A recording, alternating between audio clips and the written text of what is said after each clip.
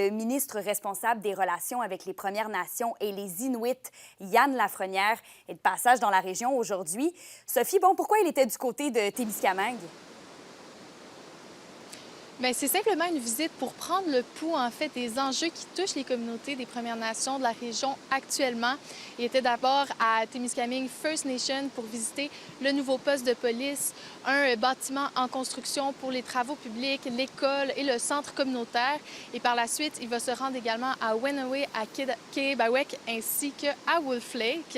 Et il me disait là, que ce qui ressort de ces discussions avec les différents intervenants des communautés, c'est d'abord la crise du logement. Et il y a aussi également l'enjeu de la desserte policière régionale, notamment là, à Wenawee, oui. Et en effet, la sécurité publique, bien, ça reste une priorité avec un enjeu là, de présence de stupéfiants dans les communautés. Et finalement, il a aussi mentionné être assez préoccupé par l'accès à des médecins, à des soins de santé également. Mais globalement, là, il a été bien impressionné par ce qu'il a vu à Témiscamingue First Nation. Donc, je vous laisse l'entendre à ce sujet.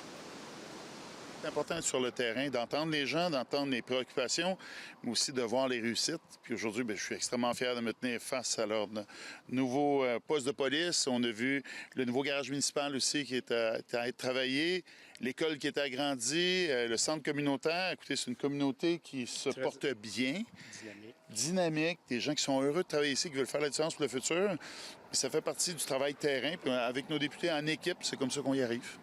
Avec toutes ces nouveautés, on peut dire que la communauté de Témiscamingue First Nation se refait une beauté, Sophie. Bien oui, notamment avec le nouveau poste de police là, où les équipes devraient déménager dès le 15 septembre. C'est un projet d'envergure qui va permettre d'augmenter la capacité du poste de police avec une équipe d'une quinzaine de policiers. C'est 8,5 millions de dollars qui ont été investis dans le projet.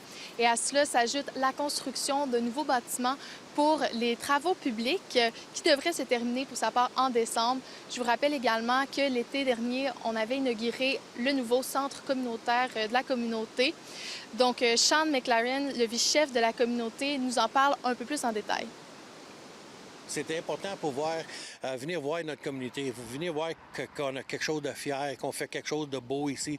On met beaucoup de l'emphase dans nos jeunes, puis dans les aînés, puis notre communauté lui-même, l'infrastructure, c'est l'asphalte, les trottoirs, les beaux buildings comme la station de police et le centre communautaire. On veut montrer à lui, puis à le gouvernement qu'on est fiers de ce qu'on vient. Je vous parlais justement des enjeux de santé un peu plus tôt, mais je me trouve présentement à Témiscamingue où dans moins d'une heure, il y aura une rencontre là, pour adresser justement ces enjeux-là d'accès aux soins. On peut s'en reparler au bulletin de demain. Demain, assez préoccupant. Merci beaucoup, Sophie.